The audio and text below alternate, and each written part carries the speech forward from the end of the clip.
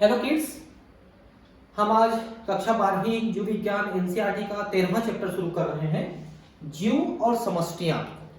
देखिए ये जो चैप्टर है अब इकोलॉजी का ही एक चैप्टर है, इकाई 10 इकोलॉजी पारिस्थितिकी। और पारिस्थितिकी का मतलब होता है एक ऐसा विज्ञान जो हमारे आसपास के जो वातावरण है उसके साथ हमारा या किसी जीव का क्या संबंध है, ये एक दूसरे को कैसे प्रभावित करते हैं। जैसे एक जीव वातावरण को और वातावरण जीव को कैसे प्रभावित करता है, इसका अध्ययन करते हैं अपने पारिस्थितिकी तंत्र में। हीकल नाम के वैज्ञानिक ने इकोलॉजी शब्द का प्रयोग किया था, इकोसिस्टम शब्द का प्रयोग टेंसले ने किया था। इन दो शब्दों को ध्यान रखेंगे आप, इकोलॉजी हीकल और इकोसिस्टम टेंसले, क्योंकि जो सिस्टम बना हुआ है वो इकोसिस्टम है और उसका अध्ययन करना इकोलॉजी है। भारत में प्रोफेसर रामदेव मिश्रा एक बहुत बड़े वैज्ञानिक, ये बनारस हिंदू यूनिवर्सिटी में ये प्रोफेसर थे, वनस्पति विज्ञान में बनारस हिंदू यूनिवर्सिटी में, बनारस में BHU, वहां के एक बड़े प्रोफेसर थे। इनको भारत में पारिस्थितिकी विज्ञान के पिता कहे जाते हैं, रामदेव मिश्रा को। और पूरे विश्व में ओडम को पारिस्थितिकी के पिता कहे जाते हैं। चलिए पहला वाला चैप्टर है इसमें जीव और समष्टियां। अब 13 से लेके 16 तक के जो चैप्टर्स हैं, यानी 13, 14, 15 और 16, ये 4 चैप्टर जो हैं इसी इकोलॉजी से संबंधित चैप्टर्स हैं जिनको हम पढ़ेंगे। इसमें हम जीव तो आप जानते हैं और समष्टि का मतलब होता है पॉपुलेशन, जनसंख्या। तो जीव है और उसकी प्रजाति के पॉपुलेशन के बारे में कि कैसे वृद्धि होती है, कैसे कमी होती है, इनका हम अध्ययन जीव और समष्टियां में करते हैं। हमारे जैविक विश्व में लुभावनी विविधता और आश्चर्यजनक जटिलता है। तरह तरह के जीव जंतु हमारे विश्व में पाए जाते हैं। एक अनुमान के अनुसार करीब 70 लाख प्रकार के 70 लाख प्रकार के जीव जंतु इस धरती में पाए जाते हैं। रॉबर्ट मेयर करके एक वैज्ञानिक है, उन्होंने अंदाज लगाया है। वैसे तो कई वैज्ञानिकों का अंदाज 500 लाख तक भी हो सकता है, ऐसा बोलना है। लेकिन ज्यादातर वैज्ञानिक जो रॉबर्ट मेयर का सही मानते हैं, उनका भी अनुमान है कि 60-70 लाख के आसपास जीव जंतु होने चाहिए, जिनमें से 17 लाख प्रकार के जीव जंतु को हम पहचान चुके हैं, 17 लाख प्रकार के। बाकी को पहचानना अभी बाकी है। और जो 17 लाख प्रकार के जीव जंतु हमने पहचाने हैं, उनमें से करीब 5 लाख के आसपास पौधे हैं और बाकी 12 लाख के आसपास में जंतु, कवक और ये सब हैं। तो करीब करीब 70% हिस्सा जंतुओं से, कवकों वगैरह से बना हुआ है और सिर्फ 30% हिस्सा जो है पादपों से बना हुआ है। और जंतुओं में भी अगर केवल जंतु आप कहोगे, जो करीब 10-11 लाख 12 लाख के आसपास खोजे गए हैं, उनमें से 70% केवल कीट है, इंसेक्ट कीट, ये जो मच्छर मक्खी होते हैं इस टाइप के कीट होते हैं। 70%, सोचिए कितने ज्यादा है। मतलब प्रजाति की संख्या बोल रहा हूं मैं, जैसे मानव एक प्रजाति, बकरी एक प्रजाति, ऐसा एक एक प्रजाति की संख्या में हम बात कर रहे हैं। और करीब 10 लाख प्रजातियां कीटों के खोजे जा चुके हैं और उससे ज्यादा और हैं दुनिया में, जिनको हम खोज रहे हैं धीरे धीरे करके। हम जीव विज्ञानीय संगठन के विविध स्तरों पर आनुवंशिक प्रक्रमों से इसकी जटिलता को समझने का प्रयास कर सकते हैं। तो हम केवल रिसर्च कर सकते हैं, उससे हम इनको खोज सकते हैं, इनके गुणों के बारे में जान सकते हैं। ये जीव विज्ञानी संगठन स्तर है। बृहद अणु, कोशिकाएं, ऊतक, अंग, व्यष्टि जीव, समष्टि, समुदाय, पारितंत्र और जीवोम। आप समझते जाइए। बृहद अणु किसको बोलते हैं? मैक्रोमॉलिक्यूल, जैसे प्रोटीन है, कार्बोहाइड्रेट है, लिपिड है ना, ये बृहद अणु है। इनके जुड़ने से बनी कोशिकाएं और एक जैसी कोशिकाएं एक साथ मिलकर बनते हैं ऊतक, और बहुत सारे ऊतक मिलकर बनते हैं अंग, और बहुत सारे अंग मिलके एक व्यष्टि जीव को बनाते हैं। व्यष्टि का मतलब होता है इंडिविजुअल, कोई एक जंतु या कोई एक पौधा, वो एक व्यष्टि है, एक इंडिविजुअल। और एक ही प्रकार के जीव मिलकर के समष्टि यानी कि पॉपुलेशन बनाते हैं, जो कि जैसे केवल मानव मानव है, केवल कुत्ता कुत्ता, ऐसे एक समष्टि यानी पॉपुलेशन, जनसंख्या। समुदाय क्या होता है? किसी एक स्थान पर, किसी एक निवास स्थान पर, जैसे मान लो कि आप एक बगीचा ले लो, उस बगीचा में तरह तरह के जीव जंतु पेड़ पौधे एक साथ निवास करते हैं, उन सबको मिला के एक समुदाय हुआ। समुदाय छोटा भी हो सकता है, बड़ा भी हो सकता है, एक बड़ा शहर भी हो सकता है, एक छोटा गांव भी हो सकता है, एक छोटा सा गार्डन हो सकता है, केवल एक पेड़ हो सकता है जो एक समुदाय बनाया हो। अब बहुत सारे समुदाय मिलकर पारितंत्र यानी कि इकोसिस्टम बनाते हैं। हालांकि एक पेड़ अपने आप में एक इकोसिस्टम भी हो सकते हैं, पानी की बूंद एक इकोसिस्टम हो सकती है। कौन कितना छोटा या कौन कितना बड़ा हो सकता है इसका अनुमान लगाना मुश्किल है। और जीवोम, पूरी धरती जो है एक जीवोम है। हालांकि बायोस्फीयर बोलते हैं इसको, जीवोम मतलब, तो बायोस्फीयर के रूप में छोटे छोटे हिस्से बांटे जा सकते हैं। जियो मतलब बायोम होता है। बायोम एक पूरे पृथ्वी को बायोम कहते हैं, जिसमें बहुत छोटे छोटे एरिया है, बड़े बड़े एरिया हैं जो तरह तरह के हैं, अलग अलग किस्म के हैं, वहां के जीव जंतु अलग अलग प्रकार के हैं। तो इस तरह से संगठन बढ़ता चला जाता है और पृथ्वी के रूप में आपको दिखाई देता है। इस संगठन के किसी भी स्तर पर हमारे मन में दो प्रकार के प्रश्न उठ सकते हैं। उदाहरण के लिए, जब हम बाग में सुबह बुलबुल को गाते सुनते हैं तो प्रश्न उठता है कि पक्षी कैसे गाता है या पक्षी क्यों गाता है। हालांकि तो आप भी जानते हो कि पक्षी अपने गले में एक साइरिक्स करके होता है, जैसे हमारे गले में एक लाइरिक्स होता है, लैरिक्स, वैसे उनके गले में साइरिक्स होता है, उससे गाता है। और अपने मैट को, अपने साथी को वो आकर्षित करता है। अगर वो नर है तो मादा को आकर्षित करता है, मादा है तो नर को आकर्षित करता है। क्योंकि जो आकर्षित करने की प्रक्रिया है केवल मानव में नहीं है कि आप सच समझ करके लड़के लड़के एक दूसरे को आकर्षित कर रहे हैं, ये केवल मानव में नहीं है, ये सभी प्रकार के जीव जंतुओं में है, इवन पेड़ पौधों में भी है। तो वो अपने साथी को आकर्षित करते हैं। कैसे प्रकार के प्रश्नों में प्रक्रम के पीछे क्रियाविधि जानने की जिज्ञासा है, जैसे कैसे गाता है ऐसा, जबकि क्यों प्रकार के प्रश्नों में प्रक्रम का महत्व तलाशा जाता है कि क्यों गाता है भाई, उसका क्या महत्व है। इस उदाहरण में पहले प्रश्न का उत्तर पक्षी में वाक यंत्र और कंपमान अस्थि का प्रचालन हो सकता है। जैसे मैंने कहा था साइरिक्स, उसी को हिंदी में वाक यंत्र कह रहा है। और कंपमान अस्थि मतलब बोझ जो है कंपकपाते हैं तो उससे आवाज निकल रही है वहां पर। दूसरे प्रश्न के उत्तर में कहा जा सकता है कि प्रजनन ऋतु के दौरान पक्षी को अपने साथी से बात करने की आवश्यकता हो सकती है, क्योंकि कोई भी जीव, कोई भी जंतु अपने साथी के साथ सहवास तभी कर सकता है जब वो तैयार हो। ठीक है, जबरदस्ती सहवास करने की प्रक्रिया मानव में होती है, दूसरे जंतुओं में जनरली नहीं होती है। ठीक है, जब आप अपने चारों ओर प्रकृति को वैज्ञानिक दृष्टिकोण से देखते हैं तो आपके मन में निश्चित रूप से ये दोनों प्रकार के अनेक दिलचस्प प्रश्न उठेंगे। रात को खिलने वाले फूल आमतौर पर सफेद क्यों होते हैं? देखिए, रात में एक तो कलर तो दिखेगा नहीं, पहली बात। रात में खिलने वाले जो पुष्प होते हैं सामान्यतया वो या तो हवा के द्वारा या जल के द्वारा परागण करते हैं। और परागण का मतलब होता है एक से दूसरे में परागकण का जाना पुष्पों में। तो अगर ये किसी कीड़े मकोड़े का प्रयोग करते हैं तो कीड़े मकोड़े को आकर्षित करने के लिए वो विभिन्न प्रकार के रंग और विभिन्न प्रकार के मकरंद और सुगंध पैदा करते हैं। और वो दिन में ही देख सकते हैं कीड़े, रात में थोड़ी कलर दिखेगा। लेकिन रात में जो पुष्प खिल रहे हैं निश्चित है कीड़ों के ऊपर निर्भर नहीं कर रहे हैं और वो हवा के द्वारा पॉलिनेशन कर रहे हैं। तो फिर कीड़ों को आकर्षित करने के लिए रंग क्यों पैदा करेंगे? इसलिए वो सफेद होते हैं। भ्रामर को कैसे पता चलता है कि किस फूल में मकरंद है? तो एक तो देख करके और दूसरा उसकी गंध से उसको पता चलता है। कैक्टस में इतने सारे क्यादे क्यों लगे होते हैं?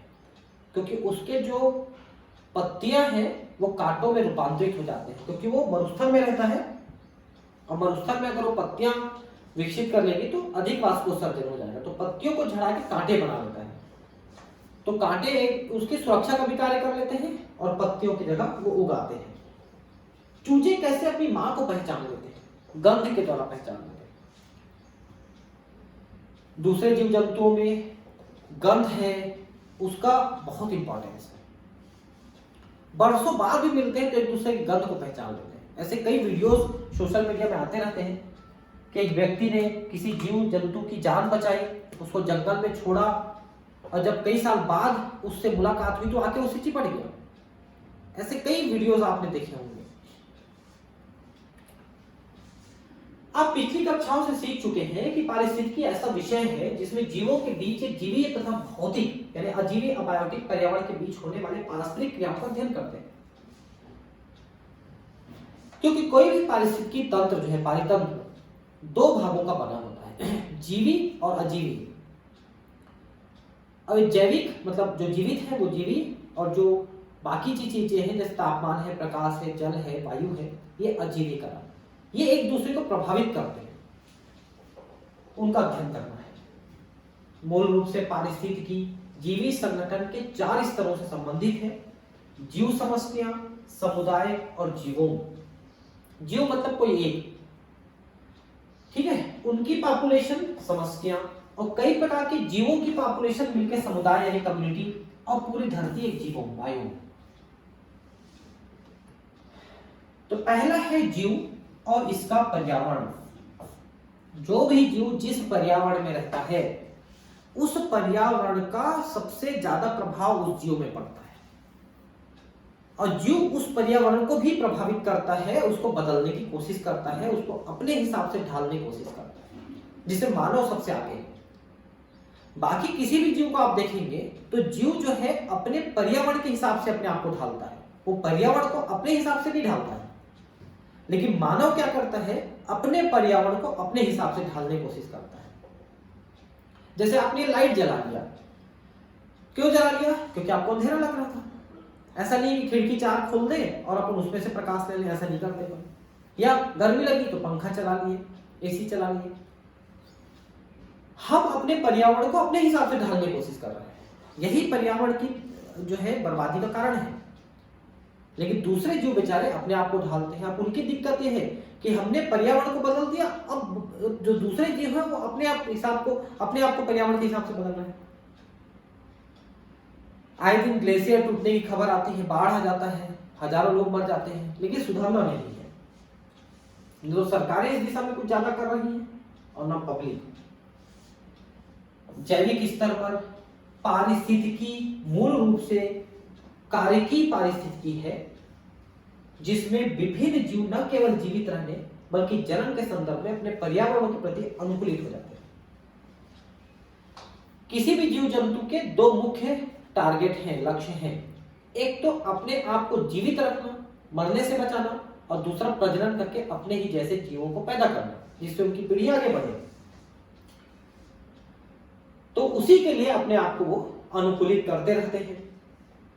आपने पहले की कक्षाओं में पढ़ा होगा कि पृथ्वी का सूर्य के चारों ओर घूर्णन, इसके अक्ष का झुकाव, तापमान की तीव्रता और अवधि किस प्रकार वार्षिक परिवर्तनों का कारण बनता है, जिसके फलस्वरूप भिन्न ऋतुएं बनती है। क्यों ठंडी गर्मी बरसात होता है, इसके बारे में आप काफी हद तक जानते होंगे कि कैसे सूर्य उत्तरायण दक्षिणायन होता है। तो सूर्य के जो पृथ्वी के घूमने की दिशा है वो कैसे टिल्ट होती है, और कैसे वो सूर्य से ज्यादा करीब और नजदीक और दूरी होती है उसकी, जिससे गर्मी ठंडी बरसात होती है, और क्यों बरसात होती है, इनके बारे में आप काफी कुछ जानते हैं। ये परिवर्तन और वर्षण मिलकर प्रमुख जीवों का निर्माण करते हैं। देखिए, जीवों जो है वैसे तो पूरी धरती को एक जीवों मान सकते हैं, लेकिन हम इनमें कुछ हिस्से अलग अलग हम पढ़ते हैं, जिससे वहां की विशेषताओं को हम पढ़ते हैं। जैसे कि 1, 2, 3, 4, 5 और 6, ये 6 प्रकार के जीवों हम यहां पर पढ़ने वाले हैं। अभी मैं इसको बताने वाला हूं, ठीक है। इसमें मरुस्थल, वर्षावन और टुंड्रा, ठीक है, ये मुख्यतः शामिल है। अब देखिए, ये हमारे कुछ निश्चित बायोम हैं, जीवोम हैं, जो पूरी धरती में पाए जाते हैं। इनका जो क्लासिफिकेशन है वो मुख्यतः दो आधार पे किया गया है। एक तो कि साल भर वहां तापमान कैसा रहता है, और दूसरा साल भर वहां बारिश कितनी होती है। कई ऐसे जगह हैं जहां तापमान और बारिश दोनों ज्यादा है, कई ऐसे जगह है जहां तापमान तो ज्यादा है लेकिन बारिश ज्यादा नहीं है, कुछ जगह ऐसे हैं जहां कम तापमान है, पर्याप्त बारिश है, और कुछ जगह ऐसे हैं जहां पर तापमान बहुत कम है और बारिश बहुत कम है। तो तापमान और बारिश, इन दोनों को लेकर के हम ये बायोम क्लासिफाई किए हैं। एक चीज और समझिए कि बारिश को रेन हम कहते हैं, जो पानी गिरता है रेन है, बारिश है, लेकिन पानी और भी कई रूपों में गिरता है, जिसमें आइस और स्नो मुख्य रूप है, बर्फ। तो हम पूरी बारिश को यहां पर केवल पानी के रूप को ही नहीं लेते हैं, दूसरे रूपों को भी लेते हैं, इसलिए उसको प्रेसिपिटेशन या अवक्षेपण या अवसादन कहते हैं कि बारिश टोटल कितनी पड़ रही है। तो देखिए यहां पर जो ये वाला ग्राफ है एक्स वाला, इसे 50, 100, 150, 200, 250, 300, 350, 400, 500, 450, ये औसत वार्षिक वर्षण है। बारिश साल भर में कितनी बारिश हो रही है उसका नाम है। भारत के ज्यादातर हिस्सों में 300, 350, 250 इनके बीच में ही बारिश होती है। अब आप अंदाज लगा लीजिए कि ये बारिश का कम ज्यादा होना कैसा है। जैसे राजस्थान आप जाएंगे भारत में, तो कुछ एरिया में बिल्कुल बारिश नहीं होती है, जैसे वहां पर एक बीकानेर जिला है, वो पूरा मरुस्थल है। तो हम 50 से 100 के बीच में ही लेते कि बारिश होती है। कुछ थोड़े से अच्छे एरिया हैं, दूसरे जो जिले हैं जहां थोड़ी ज्यादा बारिश होती है, तो 150, 200 तक होती है। भारत के ज्यादातर हिस्सों में 250 से 350 होती है, लेकिन चेरापूंजी है, मानेसर है, यहां पर 400, 500 तक भी होती है बारिश। ये सेंटीमीटर है, ठीक है। तो बारिश का बहुत महत्व है, ये तो आप जानते हैं कि जितनी ज्यादा पानी बारिश होती है और सनलाइट पड़ती है, उतने ज्यादा जीव जंतु विकसित होते हैं। और ये तापमान है वायु अक्ष पे, इसमें आप देख सकते हैं कि तापमान औसत है ना साल भर में। औसत का मतलब है कि ठंड के दिनों में इससे बहुत कम हो जाएगी और गर्मी के दिनों में इससे थोड़ी ज्यादा हो जाएगी। जैसे मान लो कि भारत के ज्यादातर हिस्सों में जो तापमान है वो एवरेज 25 डिग्री 30 डिग्री होती है। मतलब ये है कि ठंड के दिनों में ये तापमान 5 डिग्री 4 डिग्री 3 डिग्री 2 डिग्री तक उतरता है। गर्मी के दिनों में तापमान 45 डिग्री 50 डिग्री तक जाते हैं। तो एवरेज हम 25-30 डिग्री लेते हैं ऐसा। तो यहां पर मान लो आप -15 ले रहे हो, तो ये औसत है, मतलब ठंड के दिनों में -30, 40, 50 डिग्री तक जाएगा। अधिकतम में हम 30 ले रहे हैं, मतलब गर्मी के दिनों में यहाँ पर 45-50 डिग्री जाएगा, 55 डिग्री तक जाएगा, ऐसा है। तो अब देखिए यहां पर पहला है ये वाला उत्तर ध्रुवी और अल्पाइन टुंड्रा। उत्तरी ध्रुव दक्षिणी ध्रुव इनको हम टुंड्रा कहते हैं। यहां पर हमेशा ठंड रहती है। गर्मी के दिनों में यहां पर -10 डिग्री 5 डिग्री होता है, माइनस गर्मी के दिनों में यहां का गर्मी। और ठंड के दिनों में यहां की तापमान -50 डिग्री तक, -58 डिग्री तक तो नापा गया है। बारिश अगर आप देखेंगे तो 100-150 तक जाता है बारिश, 50 से भी कम से शुरू होती है, थोड़ी ज्यादा बारिश जाती है। तापमान भी थोड़ा सा 0 डिग्री तक जा रहा है ये गर्मी के दिनों में, ठीक है। तो यहां पर जो उगने वाले पेड़ पौधे हैं वो शंकु होते हैं, शंकु पौधे होते हैं, छोटे छोटे पौधे होंगे, शंकु होंगे, और ब्रायोफाइटा एल्गी वगैरह कुछ यहाँ पर वृद्धि करते हैं, मतलब कम पौधे भी। यहां पर आता है दूसरा शंकुधारी वन। तापमान थोड़ा ज्यादा है, जैसे हम जम्मू कश्मीर चल जाए भारत में ऐसे जगह, तो यहाँ पर तापमान 0 से लेके 10-15 डिग्री तक जाता है, और बारिश भी यहाँ पर 50-60 से लेकर के 200-250 तक जाता है, लेकिन ये बारिश बर्फ भी साथ में ध्यान रखेंगे। तो यहाँ पर होते हैं शंकुधारी वन। आप जम्मू चले जाएं, वैष्णो देवी चले जाएं, उसके आसपास आपको पाइनस के वृक्ष नजर आएंगे, उनमें कोन्स बनते हैं, शंकु। ये कोन है, ये देखिए, ये मैंने खरीदा था कहीं से, ये शंकु है, ये इनके प्रजनन अंग है, ये उनमें बनते हैं, और इसलिए इनको शंकुधारी वन कहते हैं, इन पौधों के वनों को। जैसे पाइनस एक शंकुधारी वन है, पाइनस के पौधे। उसके बाद यहां पर आप देखिए मरुस्थल है। मरुस्थल में बारिश तो बहुत कम है, 50 से नीचे नीचे ही बारिश हो रही, देख सकते हैं। तापमान जो है 5 डिग्री से लेकर के 20-25 डिग्री तक जा रहा है एवरेज, क्योंकि रात में ठंड हो जाती है ना बहुत ज्यादा मरुस्थल में। अब रात के टेम्परेचर को भी गिनेंगे ना, रात को और दिन को दोनों को। और मरुस्थल क्या होता है ये तो सबको पता है, बारिश नहीं होती है। ये हॉट डेजर्ट वाले हैं, क्योंकि कोल्ड डेजर्ट ये है, ये शीत मरुस्थल है, यहाँ सिर्फ बर्फ रहता है। ये हॉट डेजर्ट है, गर्म मरुस्थल, जहां पर सिर्फ मरुस्थल है, मतलब रेत है। ये घास के मैदान है। देखिए भारत में घास के मैदान थोड़े कम है, लेकिन विश्व भर में घास के मैदान बहुत सारे हैं। जैसे अमेरिका है, अफ्रीका है ना, इनमें प्रेरी, पंपा, सवाना, वेल्स, इन नामों से बड़े बड़े घास के मैदान हैं, हजारों किलोमीटर लंबे चौड़े। यहाँ पर घासें तो उगती हैं, लेकिन पेड़ ज्यादा नहीं उगते, क्योंकि पेड़ के उगने के लिए उतने ज्यादा बारिश यहाँ पर नहीं होती, क्योंकि देख सकते हैं बारिश यहाँ पर 100 के अंदर ही अंदर है। तापमान भी काफी ज्यादा है, आप देख सकते हैं। तो बारिश की कमी में घास उग जाते हैं, और घास जल्दी जल्दी 1-2 महीने में अपनी जीवन चक्र पूरा कर लेते हैं और सूख के खड़े रहते हैं, उनके बीज वगैरह बने रहते हैं। फिर अगले साल बारिश होगी, फिर से वैसे हो जाएगी। लेकिन घास के मैदानों में बहुत सारे पशु जरूर निवास करते हैं। जैसे आप विल्डर बीस्ट नाम सुने होंगे, जंगली भैंसे, एक प्रकार से लाखों की संख्या में एक घास के मैदान में रहते हैं। और जब पानी की बहुत ज्यादा कमी हो जाती है गर्मी के दिनों में, तो नदी पार करके या नदी के आसपास चले जाते हैं और वहां पानी पी करके रहते हैं। और उस नदी में, नील नदी वगैरह में, अमेज़न नदी वगैरह में बहुत सारे मगर रहते हैं, जो इनको पकड़ पकड़ के खाते भी हैं। तो शंकुधारी वन बता दिया मैंने, घास हो गया, मरुस्थल हो गया। अब है शीतोष्ण वन, मतलब टेम्परेट, शीत और उष्ण, मतलब ठंडी भी पड़ेगी और थोड़ी सी हल्की सी गर्मी पड़ेगी। तो यूरोप वगैरह जो होते हैं ठंडे इलाके थोड़े से, वहां पर इस टाइप के वन पाए जाते हैं, जहां बारिश थोड़ी ज्यादा तो होती है, लेकिन ज्यादातर बर्फ के रूप में होती है। तापमान भी जो है +10 से +20-25 तक जाता है। और ये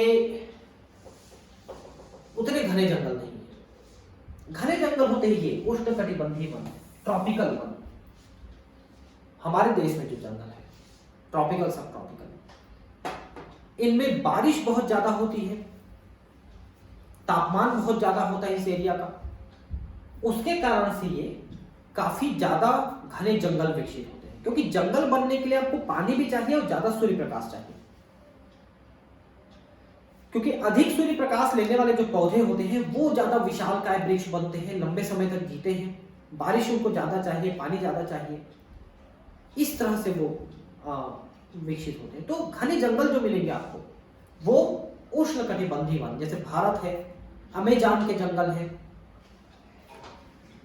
ब्राजील है, स्विट्जरलैंड है, इनमें घने जंगल पाए जाते हैं।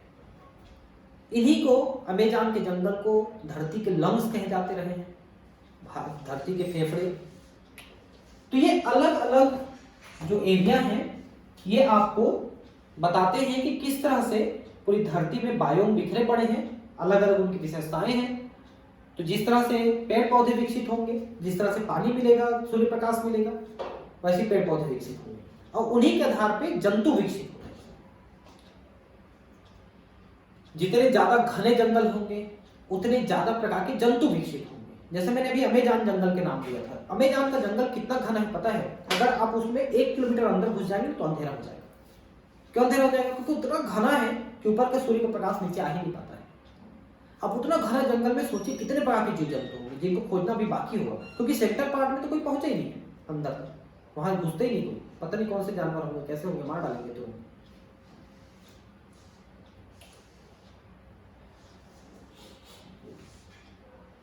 बरसात या वर्षण में वर्षा और हिम दोनों शामिल है, मैंने बताया भी आपको। प्रत्येक जीवों के अंदर ही क्षेत्रीय और स्थलीय विभिन्नताओं के कारण आवासों में व्यापक विविधता है।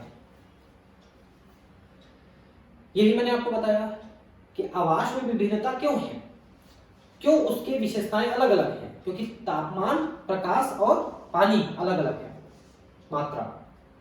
भारत के प्रमुख जीवों चित्र में दिखाए गए हैं, चित्र 13.2 में, ठीक है। तो ये 13.1 पूरी धरती का है और 13.2 ये है। इसमें आप देख सकते हैं कि पहला है उष्णकटिबंधीय वर्षावन। ये इतने घने होते हैं, भारत के बहुत सारे एरिया में इस टाइप के घने जंगल है जहाँ ज्यादा बारिश होती है, लेकिन यहाँ बारिश थोड़ी कम होती है। जैसे छत्तीसगढ़, एमपी है, इनमें बारिश थोड़ी कम होती है, तो इनमें पर्णपाती वन पाए जाते हैं। इनमें जंगल के बहुत सारे पौधे अपनी पत्तियां गर्मी की शुरुआत में झड़ा देते हैं और गर्मी खत्म होते होते तक नई पत्तियां आ जाती हैं। मरुस्थल तो आप जानते ही हैं, इनमें पेड़ पौधे बहुत कम होते हैं। और समुद्र तट, जिसको अपन यहाँ पर देख सकते हैं, काफी घना है। समुद्र के जो तटीय इलाके हैं वहां बारिश पर्याप्त होती है, नमी पर्याप्त होती है, प्रकाश पर्याप्त है भारत में, तो वहां भी घने जंगल आपको मिलेंगे, जो ये एरिया है समुद्र किनारे वाले एरिया। और बाकी जो एरिया है वो उसके हिसाब से उनमें परिवर्तन हो रहा है कि किस तरह से इनमें बारिश और प्रकाश मिल रहा है। पृथ्वी ग्रह पर जीवन न केवल थोड़े से अनुकूल आवासों में ही है, बल्कि चरम और कठोर आवासों में भी है। जैसे झुलसते राजस्थानी मरुस्थल, निरंतर वर्षा से भीगे मेघालय के वन, गहरे महासागर की खाइयां, वेगवती सरिताएं, ध्रुवीय क्षेत्रों की स्थायी तुषार भूमि, ऊंचे पर्वत शिखर, गर्म झरने और दुर्गंध युक्त कंपोस्ट गर्त आदि कुछ नाम हैं। देखिए, ये ऐसी जगह है जहां पर साधारण जीव जंतु विकसित नहीं हो पाते। जैसे राजस्थान के मरुस्थल, तो आप जानते हैं पूरे रेत है। मेघालय का नाम ही मेघालय है, मेघ का आलय, मेघ का घर यानी बादल का घर, जहां हमेशा बारिश होती रहती है। जैसे मानिसराव या चेरापूंजी। गहरे सागर की खाइयां, आपको पता है प्रशांत महासागर की अधिकतम गहराई 11 किलोमीटर है, उतनी गहरी है। तेज बहती नदियां, सरिताएं, जैसे गंगा है, जमुना है, ये बहुत तेज से बहती है। ध्रुवीय क्षेत्र की स्थायी तुषार भूमि, मतलब ध्रुवीय क्षेत्रों में हमेशा बर्फ जमे रहता है, तो उसमें भी कहां से उग पाएंगे कोई ज्यादा? ऊंचे पर्वत शिखर, जितने ज्यादा ऊंचे पर्वत शिखर जाएंगे वहां मिट्टी कम हो जाती है, तापमान कम हो जाता है, ऑक्सीजन कम हो जाता है। गर्म झरने, जिनको हॉट सल्फर स्प्रिंग्स कहते हैं, वहां भी बैक्टीरिया पाए जाते हैं। और दुर्गंध युक्त कंपोस्ट गर्त, मतलब गड्ढे जिसमें खाद बनाया जा रहा है, वहां दुर्गंध मार रहा है, बैक्टीरिया है, उसमें भी जीव जंतु कीड़े मकोड़े विकसित हो जाते हैं। यहां तक कि हमारी आंत भी सूक्ष्म जीवों की हजारों जातियों का बेजोड़ आवास है। हमारी आंत में हजारों प्रकार के सूक्ष्म जीव पाए जाते हैं, जिनमें कुछ लाभदायक है, कुछ हानिकारक है, जैसे बीमारियां होती हैं। तो अगर आपका पेट सही नहीं चल रहा है तो हानिकारक जीवाणु ज्यादा विकसित हो जाते हैं, लेकिन अगर आपका पेट सही है, आप दही अच्छे से खाते हैं, तो लाभदायक जीवाणु ज्यादा होते हैं। दही खाना चाहिए पेट को सही रखने के लिए, उसमें लाभदायक जीवाणु ज्यादा होते हैं और जो हानिकारक जीवाणु की वृद्धि को रोकते हैं।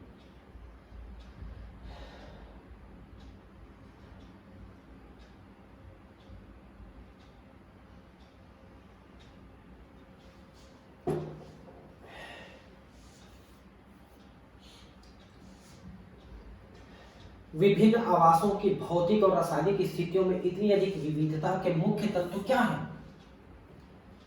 तापमान है, प्रकाश है, वर्षा है और मिट्टी है। तो मिट्टी तो उस जंगल के हिसाब से विकसित हो जाता है। तापमान, जल, प्रकाश और मृदा। हमें यह याद रखना जरूरी है कि भौतिक, रासायनिक, अजीवीय या अजैव घटक अपने आप में पूरी तरह से किसी जीव के आवास की विशेषता नहीं बनाते। केवल अकेले ही सब कुछ डेवलप नहीं कर सकता। जहां वो रहता है वो उसके कारण से केवल विकसित नहीं हो सकता, सब मिलकर विकसित करते हैं। आवास में जीवीय यानी बायोटिक घटक भी शामिल हैं, जैसे कि रोगजनक यानी पैथोजन, जिसमें आपका जीवाणु, विषाणु, कवक इत्यादि आते हैं। परजीवी जो दूसरे से फूट लेते हैं, बीमारी पैदा करते हैं, जिसमें जीवाणु, विषाणु भी शामिल है। परभक्षी जो दूसरे जीवों को खाते हैं, और जीव के वे स्पर्धी जिनके साथ हम लगातार पारस्परिक क्रिया करता है। तो हमको नजर आता है तो ठीक है, नहीं नजर आता है तो ठीक है, लेकिन हम एक दूसरे से जुड़े हुए हैं।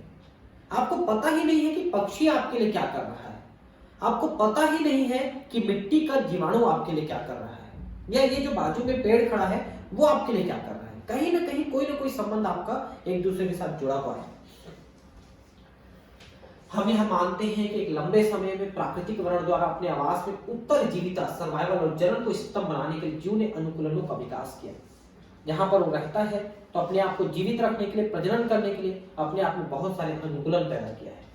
प्रत्येक जीव का उन परिस्थितियों का एक निश्चित परास होता है जिसे वह सहन कर सकता है। मतलब तापमान, ये सब चीज कम ज्यादा होते रहता है, जितने को सहन करता है तो जीवित रहता है, नहीं तो मर जाएगा। उपयोग किए जाने वाले संसाधनों की विविधता तथा पारितंत्र में उसकी एक विशिष्ट क्रियात्मक भूमिका होती है। यह सब सामान्य रूप से उनका निकेत बनाता है। निकेत का मतलब होता है नीश, और नीश का मतलब होता है किसी भी जीव के क्रियास्थल, जहां पर वो रहता है, काम करता है, वो उसका नीश है। नीश, जिसको नीचे भी पढ़ते हैं, निकेत। ठीक है, नेक्स्ट क्लास में पढ़ते हैं बाकी चीजें।